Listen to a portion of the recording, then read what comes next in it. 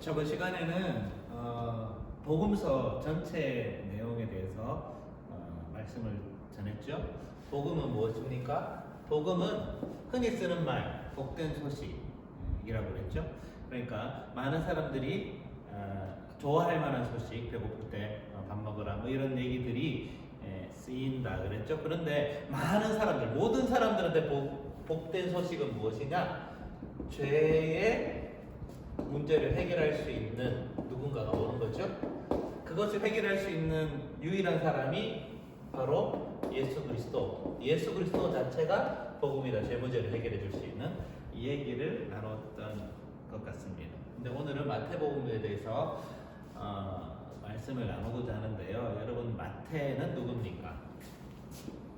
마태는 마태복음 10장에 나오기도 하죠. 세리입니다. 세리 중에도 세리장, 세리 중에서도 높은 직급을 맡은 사람이기도 하고요. 그리고 예수님의 제자가 됐죠, 나중에. 그리고 이 사람이 예수님의 부활 이후에 마태 공동체의 수장이 됩니다. 그러니까 여러분, 마태복음이라는 얘기는 마태를 중심으로 한 공동체가 같이 받아들였던 복음이란 얘기입니다. 그러면 여러분 힌트를 줄게요. 힌트로 알 수 있는 게 마가복음 어떻습니까? 마가 공동체에 받아들이는 복음이고, 누가도 마찬가지, 누가 공동체, 그리고 요한복음은 요한 공동체가 받아들이는 복음이라고 보면 되겠죠. 네, 여러분, 복음서가 쓰게 된 배경은 뭘까요?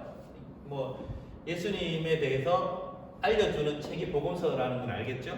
예수님에 대해서 전해주는 책이 복음서입니다. 그런데 이 복음서가 어떻게 쓰여졌을까요? 마태를 생각해 봅시다. 마태가 어떻게 살았는지에 대해서의 행적이 그렇게 구체적으로 나와 있지는 않지만, 마태복음이 기록된 시절을 보통 60에서 70, AD 60에서 70이라고 보기도 합니다. 근데 왜 AD 60에서 70일까? 예수님은 언제 돌아가셨죠? AD 33년 플러스 알파겠죠? 그때 돌아가셨는데, 이 기록, 이 60하고 70년의 시간을 따지면 30년 정도의 격차가 나오죠? 왜 30년 정도의 차이가 나올까요? 그 이유가 뭘까요? 그러니까 복음서를 기록하려면 바로 예수님이 돌아가시자마자 승천하시자마자 막 기록을 해야 될 텐데, 왜 30년이라는 기간이 이렇게 미뤄졌을까요? 그 이유는 그렇습니다. 마태라는 사람이 살아있을 동안에는 복음서가 필요할까요? 기록이 필요가 없습니다. 왜? 살아있잖아요, 마태가. 살아있기 때문에 예수님 어땠어요? 이렇게 물으면 마태가 대답해주면 돼요. 예수님 산상수훈의 설교 내용이 뭐였어요? 그러면 마태가 대답해주면 돼요. 그냥 편안하게. 그러니까 기록을 할 필요가 있었습니까? 없었죠. 근데 문제는 뭡니까? 마태의 수명이 그때 당시에도 수명이 이렇게 길지 않았겠죠? 막 많이 살아봐야 70, 80인데 가만히 보니까 이 양반이 나이가 드니까 언제 돌아가실지 모르겠거든요. 그럼 필요한 경우 기록이 필요하죠. 이 사람이 죽으면 더 이상 예수님의 행적에 대해서 뭘 남길 수 없잖아요. 계속 물을 수 없으니까 무덤에 문 두드려서 물을 수 없잖아요. 그래서 복음서가 기록이 됩니다. 이것은 마태 공동체뿐만 아니라 마가 공동체, 누가 공동체, 요한 공동체도 똑같이 일어났던 일이겠죠? 그래서 이 시간 간격이 있습니다. 마태는 비교적 일찍 기록이 됐다 그럽니다. 왜? 마태의 나이가 좀 더 많았나 봐요. 그래서 그런 의미에서 요한복음은 어떻습니까? 요한이 제일 어렸기 때문에 요한복음이 제일 늦게 기록됐다고 우리는 알고 있습니다. 어쨌든 마태가 죽기 전에 기록을 남겨야 되는 그런 숙제가 있었죠. 그래서 마태복음이 기록되었습니다.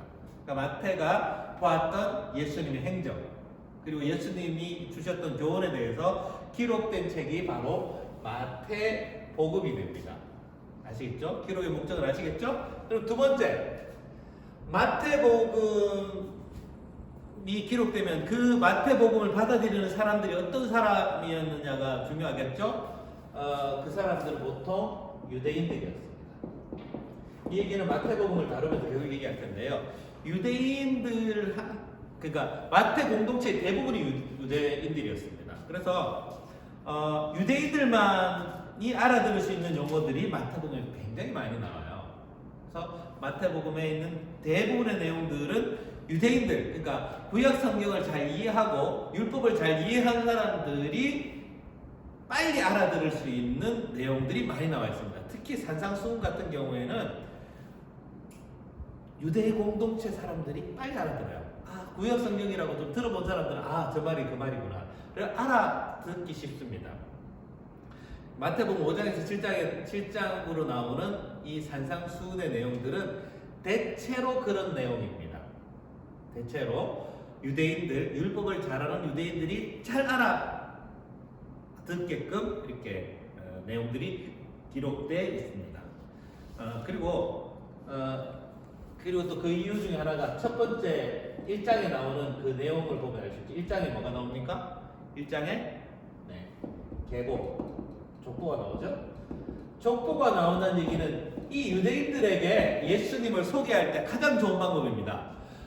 유대인들은 다른 건 다 막 그 사람들이 뭐 어떤 사람인지를 막 자기소개서를 적고 막 요즘 그렇잖아요. 자기소개서를 적고 그리고 또 뭐 스펙을 보고 이렇게 그 사람이 누군지를 알고 그러죠. 요즘은. 근데 옛날에는 그 사람의 계보나 족보를 딱 알려주면 그 사람이 누군지 알겠다.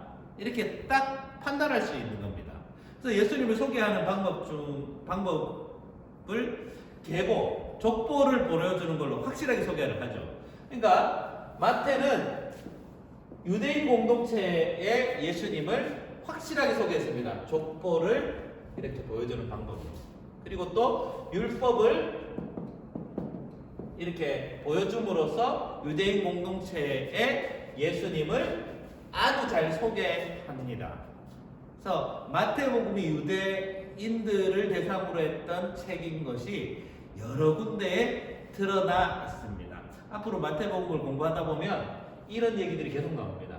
마태복음 유대인들에게 보여주는 책입니다. 예수님을 소개하는 책입니다. 그리고 또 복음서가 기록된 내용 이유가 뭐라 그랬어요? 이 저자의 수명 때문입니다. 수명 때문에 복음서가 빨리 이 시기에 기록됐다는 것, 이것만 아시면 됩니다. 오늘은 마태복음의 첫 서문을 이렇게 시작을 했습니다.